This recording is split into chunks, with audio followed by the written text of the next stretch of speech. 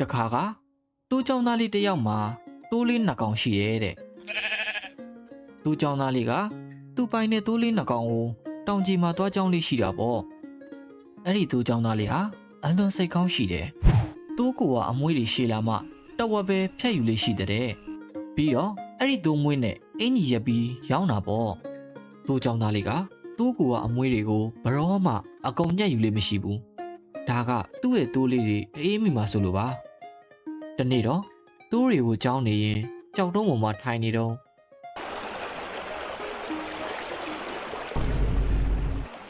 တောင်ပေါ်ကချောင်းရည်တွေစီးကြလာတာကိုမြင်လိုက်ရတယ်ဟာအချိန်ကမဟုတ်တောင်ကျရည်တွေစီးစင်းလာပါလားအဲ့လိုနဲ့အခုကြောင်းသားလေးလည်းရေစီးတယ်မျိုးပါသွားတော့တယ်ရှေ့မှာတစ်ပင်ကြီးတစ်ပင်ပါလားတူကြောင်းသားလေးလည်းတစ်ကိုင်းကိုဆွဲခိုးရလိုက်တော့တယ်ဒီတစ်ပင်ကြီးကရေမမြုပ်လို့တော့ပါသေးရဲ့ဒီအချိန်မှာရှင်လေးတစ်ကောင်ရေထဲမျိုးပါလာတာကိုတွေ့လိုက်ရတယ်ကျွန်တော်လမ်းဆွဲပြီးကြည့်ပေးပါဦးတိတ်မကြခင်မှာတော့ရေတွေလည်းအကုန်ကျသွားတော့တယ်ခင်ဗျားရဲ့ကျေးဇူးကိုကျွန်တော်မမေ့ပါဘူးခင်ဗျာကျွန်တော်မေစီလိုက်ခဲ့ပါလားခင်ဗျားအခုလိုကူညီတော်တာပြောပြရင်ကျေးဇူးဆက်မှာကျင်းနေပါတယ်ဗျဒါရီမလိုပါဘူးကွာကဲငါသွားလိုက်အောင်မယ်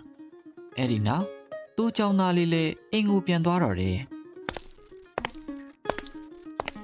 အိမ်ပြန်ရောက်တော့သူ့ကြောင့်သားလေးလည်းစိတ်ညစ်နေမိတယ်ငါရဲ့တိုးလေးနှစ်ကောင်ရေထဲမျိုးပါသွားပြီဒုက္ခပါပဲဒီလိုနဲ့ပဲသူ့ကြောင့်သားလေးလည်းစိတ်မကောင်းဖြစ်စွာအိပ်ယာဝင်သွားတော့တယ်နောက်နေ့မနက်အိပ်ယာနိုးလာတဲ့အချိန်မှာတော့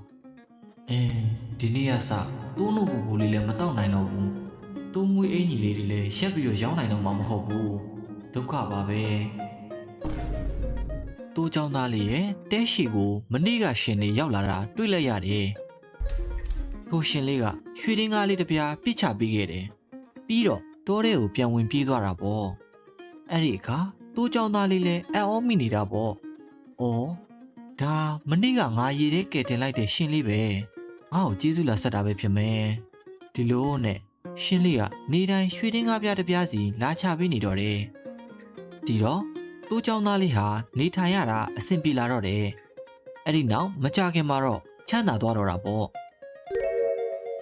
ဒါကတော့အိမ်ကြီးချင်းငမဲပါသူ့เจ้าသားလေးချမ်းသာလာတာကိုအိမ်ကြီးချင်းငမဲကသတိထားမိသွားတဲ့အခါသူ့เจ้าသားတကြွယ်လေးကိုမေးမြန်းတော့တယ်ဒီတော့သူ့เจ้าသားလေးလည်းအကျိုးအကြောင်းပြောပြလိုက်မိတာပေါ့အကြောင်းအရာအပြည့်စုံကြားလိုက်တဲ့အခါငမဲလည်းတန်တောဖြစ်သွားတယ်အဲ့ဒီနောက်ငမဲဟာအကြံတစ်ခုထုတ်လိုက်တယ်ဟုတ်ပြီငါလည်းချမ်းသာအောင်လုပ်ရမယ်ငမဲဟာနောက်တစ်နေ့ရှင်လေးလာမယ်လမ်းမှာထောင်ချောက်ဆင်လာတော့တယ်ရှင်လေးကမတိရှာပဲလာလန်းအတိုင်းရောက်လာခဲ့တယ်အဲ့ဒီတော့ရှင်လေးလည်းငမဲရဲ့ထောင်ချောက်မှာမိသွားတော့တာပေါ့တိတ်မကြခင်ငမဲလည်းအဲ့ဒီနေရာကိုရောက်ရှိလာခဲ့တယ်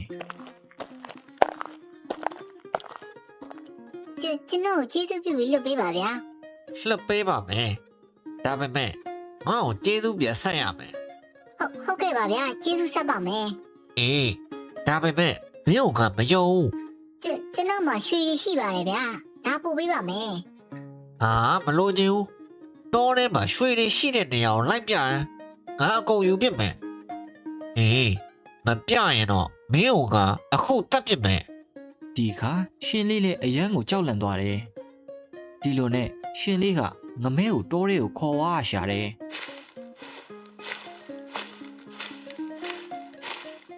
ရှိကိုဆက်သွားပါခင်ဗျာရောက်တော့မယ်မကြခင်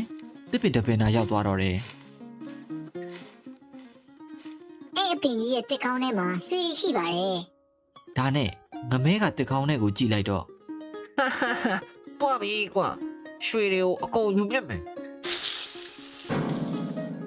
ရွှေတွေကိုနှိုက်ယူဖို့ပြင်လိုက်တဲ့အခါတစ်ကောင်းထဲကမွေကြီးတန်ကိုကြားလိုက်ရတယ်ကြည်စမ်းကောင်းမွေနဲ့တေချောင်းကြံတော့ပေါ့ရှင်းဆုံးရှင်လေးဟာလည်းကြောက်လန့်ပြီးထွက်ပြေးသွားတော့တယ်တစ်ခေါင်းနဲ့မွေကိုတက်ပြီးရွှေတွေယူပြစ်မယ်ကွာရွှေတွေဒီလိုအော်တန်ကိုတောတွေကဖြတ်သွားတဲ့တောပုံတမျှကြီးကြားသွားတယ်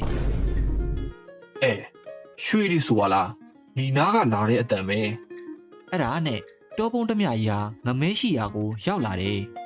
ဟေးဘာမှလဲကွာရွှေတွေ မဟုတ်ရပါဘူးဗျာမရှိရပါဘူး ဘာကွာမှန်မှန်ပြောသင်း ဒါပေမဲ့ငမဲကဘာမှမပြောဘဲနေတယ် ဒီလောက်တောင်ခေါင်းမာတဲ့ကောင်ကဲအာ တောပုံးတစ်မြကြီးကငမဲကိုတပ်ပစ်လိုက်တယ်ပြီးတော့မှတစ်ကောင်းတဲ့ရွှေတွေကိုတွေ့သွားတော့တယ် ဟာငါတော့ပွားပြီဟေး ဒါနဲ့ဓမြကြီးလည်းရွှေတွေကိုအငမ်းမရနှိုက်ယူလိုက်တဲ့ဒီခါတစ်ကောင်းတဲ့မွေဟာအားရပါရပေါက်ချလိုက်တာပေါ့ဒီတော့တောပုံးတစ်မြကြီးလည်းမွေးပေါက်လို့တေသွားရတော့တယ်အဲ့ဒီနောက်လောဘမကြီးတဲ့တိုးချောင်းသားလေးစီကိုတော့ရှင်လေးကမွေကြီးအစာရှာထွက်သွားတိုင်းတစ်ခေါင်းထဲမှာရှိတဲ့ရွှေရင်းကားတစ်ပြားစီယူလာပြီးနေ့စဉ်ပို့ပြီးနေတော့တာပေါ့ကွယ်